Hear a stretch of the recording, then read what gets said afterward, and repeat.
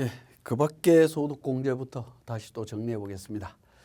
자, 개인연금저축에 대한 부분인데요. 2000년 12월 31일 이전에 가입한 개인연금저축에 대해서 연간불입액의 40%, 72만 원 기준으로 공제가 되는데, 근데 주의하실 거는 연금저축 세액공제로 적용하시면 안 된다라는 거, 이것만 주의하시면 될 것 같습니다. 자, 그 다음에 벤처투자조합의 출자 등에 대한 소득공제 관련되는 부분인데요. 벤처투자조합에 출자하거나 창업벤처 전문 경영 참여 사모 투자 뭐 이런 쪽 수익 정권 투자하는 경우 요건 투자 금액의 10%, 그다음에 벤처 투자 신탁의 수익 정권은 투자 금액 한도가 3천만 원입니다. 거기에 10%까지 소득 공제가 가능하도록 되어 있고요. 자, 그다음에 일반적으로 많이 투자하는 부분 중에 하나인데 개인 투자 조합에 출자한 금액이라든가 벤처 기업에 투자하는 경우, 그다음에 창업 후 7년 이내에 지분 정권으로 투자하는 뭐 이런 케이스가 있을 수 있는데요. 요는 이제 3천만 원까지가 100%고요. 3천만 원에서 5천만 원까지가 70%, 5천만 원 초과 30%가 되겠습니다. 그리고 이런 그러니까 한도는 해당 과세 연도에 종합소득금액의 50%를 기준으로 적용하도록 되어 있습니다. 그래서 여기에 해당이 된다면 적용하시면 세제 혜택이 좀 큰 제도라고 보시면 될 것 같습니다.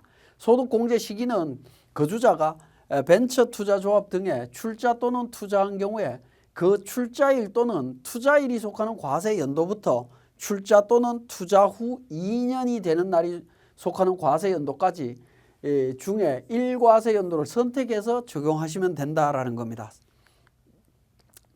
그리고 이제 출자 또는 투자 확인서 발급 방법에 대한 내용도 적어 놓은 게 있습니다. 이거는 뭐 참고로 보시면 될 것 같고요. 자, 소득공제 대상 투자액 산정 방법에 대한 부분이 예규로 나와 있는데, 개인 투자조합의 조합원 출자액에 변동이 있는 경우에 투자액은 투자 시점을 기준으로 적용한다라는 겁니다.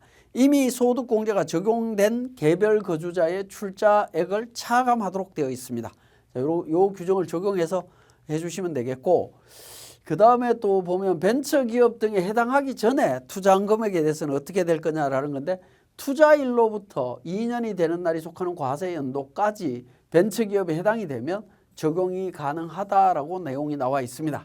채무 출자 전환 시에 중소기업 창업투자조합 출자에 대한 소득공제 적용 여부에 대해서 출자 전환하는 경우에 소득공제를 받을 수가 있습니다. 자, 소기업 소상공인 공제부금 노란우산 공제가 되겠는데, 자, 소기업 소상공인 대표자로 개인 사업자, 그 다음에 총급여 7천만 원 이하의 법인 대표자, 우리 연말정산에서는 총급여 7천만 원 이하의 법인 대표자만 적용이 된다라고 보시면 될 것 같고요. 공제 한도는 이제 사업소득금액이 4천만 원 이하일 때 500만 원, 1억 원 이하이면 300만 원, 1억 원을 초과하게 되면 200만 원을 적용을 받을 수 있다라는 거 보시면 될 것 같습니다. 자, 법인 대표자만 연말정산 때 포함이 된다라는 거죠. 법인 대표자 총급여 7천만 원 이하인 법인 대표자일 때만 적용이 됩니다. 자, 신용카드 등 사용액에 대한 소득공제 부분입니다. 근로소득이 있는 거주자가 법인 또는 사업자로부터 재화나 용역을 제공받고 신용카드 등을 사용해서 지출한 금액에 대한 최저 사용액이 총급여액의 25%입니다. 최저 사용액을 초과해서 사용하고 있다면 일정 금액에 대해서 소득공제를 받을 수 있다라고 보시면 되겠습니다. 자, 신용카드 등 사용자 범위 요건을 보면 본인은 나이나 소득금액이나 이런 거 상관없이 무조건 공제가 됩니다. 제한이 없고요. 배우자, 직계존속, 직계비속, 동거 입양자 이렇게 돼 있죠. 자, 본인, 배우자, 직계존속, 직계비속, 동거 입양자 이 부분을 딱 보는 순간 뭐가 생각나죠? 우리 기본공제 대상자의 본인, 배우자, 부양가족이 생각나죠. 근데 부양가족 중에 형제자매가 없어요. 형제자매가 없습니다. 서로 좀 차이가 있는데 형제자매를 뺀 나머지 사람에 대해서는 나이에 상관이 없고요. 그 다음에 연간 소득 금액이 100만 원 이하일 때 적용을 받을 수가 있습니다. 물론 근로소득만 있는 경우에는 총급여 500만 원 이하일 때 가능한 겁니다. 그리고 다른 거주자의 기본공제 대상자가 아니어야 됩니다. 자, 혼인 전 배우자가 사용한 금액은 공제 대상이 아닙니다. 그때는 배우자가 아니었기 때문에요. 그 다음에 형제 자매가 사용하는 것도 적용을 받을 수가 없다라는 거 기억해 주시고요. 장애인 직계 비속의 장애인 배우자가 사용한 신용카드 사용 금액 이것도 공제 대상이 안 됩니다. 그래서 예외상으로 우리 기본공제 대상자에 들어가는 사람들 중에 제외되는 사람들 잘 판단해 보셔야 됩니다. 자, 신용카드 사용금액 소득공제에서 제외되는 주요 항목에서 보험료, 교육비, 기부금 쭉 나오는데 요런 크게 신경 안 쓰셔도 됩니다. 왜냐하면 기본적으로 국세청 연말정산 간소화에서 자료를 줄 때 다 제외하고 자료를 줍니다. 그러니까 크게 신경 안 쓰셔도 된다라는 거 기억하시면 되겠고, 원천징수 납부 등 불성실 가산세 적용 여부에 대한 부분이 나오는데, 원천징수 의무자가 신용카드 사용금액 소득공제 적용 대상이 아닌 금액들을 다 제외를 해야 되거든요. 근데 그게 현실적으로 어렵죠. 그죠? 어렵다 보니까 예규가 어떻게 나와 있냐면, 신용카드 등 사용금액 배제 금액이 포함되어 있음을 근로소득 세액의 연말정산시까지 확인할 수 없는 경우에는 가산세 배제한다라고 되어 있습니다. 그래서 현실적으로 이거는 가산세 적용하지 않는다라고 보시면 될 것 같습니다. 자, 중고차 구입과 관련해서 간소화 자료 어떻게 될 거냐라는 건데, 중고차 구입 금액의 10%가 소득공제 대상이 됩니다. 그래서 중고차 구입 금액의 10%를 일반 사용 금액에 포함해서 제공하고 있다라는 거고요. 만약에 중고자동차 판매 사업장이 전통시장 내에 있는 경우에는 전통시장 사용분에 포함해서 제공하고 있고요. 중고차와 신차를 동시에 취급하는 경우에는 중고차 판매분을 구분할 수가 없어요. 구분할 수가 없는 문제가 하나가 있고, 리스 후에 차량을 매도하는 리스 회사의 경우에 중고차 구입 금액이 간소화 자료에서 제외됩니다. 이런 경우가 있는데, 이런 것들은 이제 별도로 확인서를 발급받아 갖고 제출을 하시면 적용을 받을 수 있습니다. 휴직 기간에 사용한 신용카드 공제 여부에 대해서 입사 전은 안 되고요. 근무 기간 중엔 당연히 되는 거고, 휴직 기간도 가능하다라고 보시면 돼요. 그리고 퇴사 후에는 안 되도록 되어 있습니다. 자, 신용카드 등 사용액 소득 공제하고 특별세액 공제 관계가 되겠는데, 신용카드로 결제한 의료비는 의료비 세액 공제도 가능하고요. 신용카드 소득 공제도 가능합니다. 그리고 신용카드로 결제한 보장성 보험료는 보험료 세액 공제 가능하지만 신용카드는 불가능하다라고 보시면 되겠고, 신용카드로 결제한 학원비는 취약 전 아동에 대해서는 세액 공제, 교육비 세액 공제, 신용카드 소득 공제 다 가능한데, 그 외에는 교육비 세액 공제는 불가능하다라고 되어 있습니다. 그 다음에 신용카드로 결제한 교복 구입비 관련되는 부분, 교복 구입비 세액 공제 가능하고요. 신용카드 공제도 가능합니다. 신용카드로 결제한 기부금에 대해서는 기부금 세액 공제는 가능하지만 신용카드 공제는 불가능합니다. 기부금을 신용카드로 낼 수 있나요? 라고 물어보시는 분들이 있는데, 가장 손쉬운 예가 우리 그러니까 12월 달 되면 지하철이나 이런 데 가면 자선남비 있죠. 자선남비에 그 단말기가 있습니다. 그게 되면 결제가 일어나죠. 그 부분이 기부금이다라고 보시면 됩니다. 물론 이제 카드로 결제했다고 해서 기부금 세액 공제 바로 적용할 수 있냐? 아닙니다. 기부금 영수증을 받아야만이 가능하다라는 것도 기억해 주시고요. 신용카드 사용액에 대한 자가진단표도 한번 챙겨보시면 되겠습니다. 자, 청년형 장기집합 투자증권 저축에 대한 소득공제 부분이 되겠는데, 청년형 장기집합 투자증권 저축에 24년 12월 31일까지 가입하게 되면 납입한 금액 40%를 종합소득금액에서 공제를 받을 수가 있습니다. 청년은 가입일 현재 19세 이상 34세 이하인 사람을 말하고요. 34세 이하다라고 할 때는 병력을 이행한 경우에는 그 기간을 그러니까 차감하도록 되어 있습니다. 차감하도록 되어 있는데 최대 6년을 한도로 해서 차감하도록 되어 있습니다. 가입일 현재 연령에서 빼고 계산한 연령이 34세 이하인 사람을 말합니다. 자, 그 다음에 소득 기준에서 직전과세 기간에 총급여 5천만 원 이하여야 되고요. 과세 표준에 합산되는 종합소득 금액이 3,800만 원 이하인 이런 사람들이 가입하면 혜택을 볼 수가 있습니다. 그 다음에 저축 요건이 있는데 이 저축 요건은 하나만 보시면 됩니다. 3년 이상 5년 이하짜리 저축이어야 되고 1인당 납입 금액은 연 600만 원 이내여야 됩니다. 요거는 이제 금융상품이기 때문에 금융기관에서 가입할 때 다 요건에 맞춰 갖고 가입하시면 됩니다. 자, 소득 기준을 초과했을 때 8천만 원 초과되면 소득공제 못 받습니다. 그리고 해당 과세 기간에 과세 표준에 합산되는 종합소득 금액이 6,700만 원을 초과해도 적용을 못 받는다라는 거고요. 그 다음에 종합소득 금액이 없어도 적용을 못 받습니다. 이런 케이스에 해당이 되면 소득공제 못 받는다라는 점 기억하시고, 계약 해지 시에 소득공제 배제되도록 되어 있습니다. 가입자가 해당 계약을 해지한 경우 또는 해지했거나 또는 이제 전부 또는 일부를 인출하거나 제3자한테 양도한 경우 뭐 이런 것도 포함하는 건데, 이런 경우에는 해당 과세 기간부터 소득공제를 적용 못 받습니다. 장기집합 투자증권 저축에 대한 소득공제, 해당 과세 기간에만 소득공제를 배제를 하는데 총급여가 8천만 원 초과하는 경우라든가 해당 과세 기간에 근로소득이 없으면 적용을 못 받습니다. 이 장기집합 투자증권은 15년도에 가입한 경우에 15년도까지 가입이 가능했을 겁니다. 그리고 그 이후에 계속 유지하고 있는 분들에 대해서 그러니까 소득공제가 되는 경우를 말하는 겁니다. 자, 해당 과세 기간부터 소득공제가 배제되는데 가입일로부터 10년 미만 기간 이내에 전부 또는 일부를 인출하거나 계약을 해지하거나 제3자한테 양도하게 되면 이 경우에도 적용을 못 받는다라는 겁니다.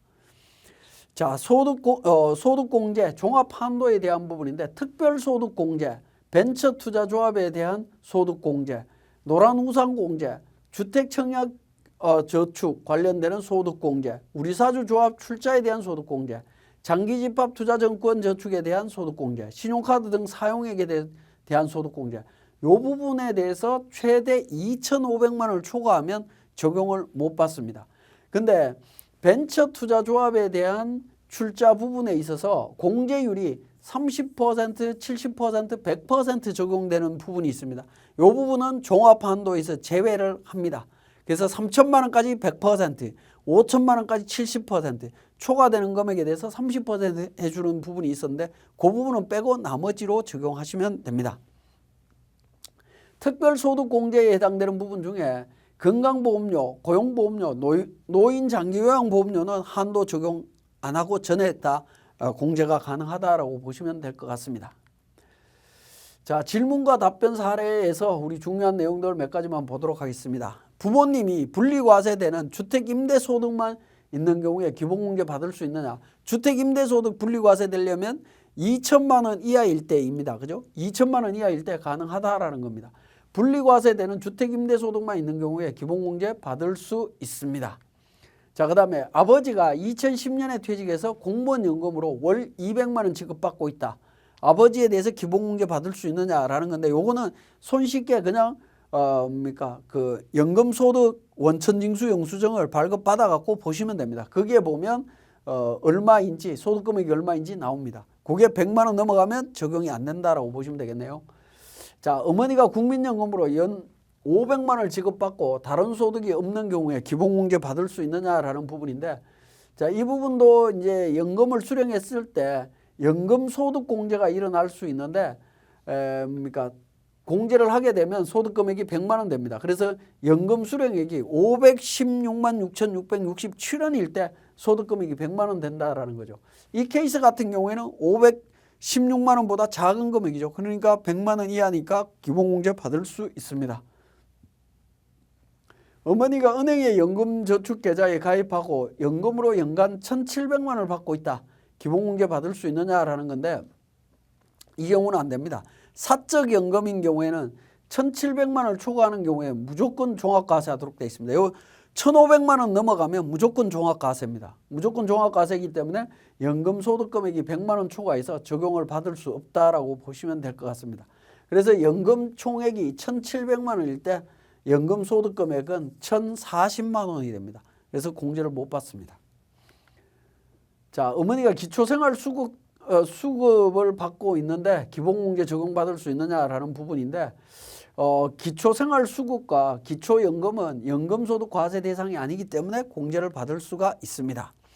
아버지가 농지를 양도하고 8년 작용으로 양도소득세를 감면받았다라는 겁니다. 요 감면은 양도소득 금액이 있다라는 얘기입니다. 그죠? 양도소득 금액이 있기 때문에 기본공제를 받을 수 없습니다. 형제 중에 부모님에 대한 기본공제는 국민건강보험증에 부모님이 등재된 자가 반드시 받아야 되냐, 이거하고 상관이 없다라는 겁니다. 상관없이 받을 수 있습니다. 자, 이혼한 부부의 자녀에 대한 기본공제는 누가 받을 거냐라는 부분인데, 자녀를 실제 부양하고 있는 아버지나 어머니가 받을 수 있습니다.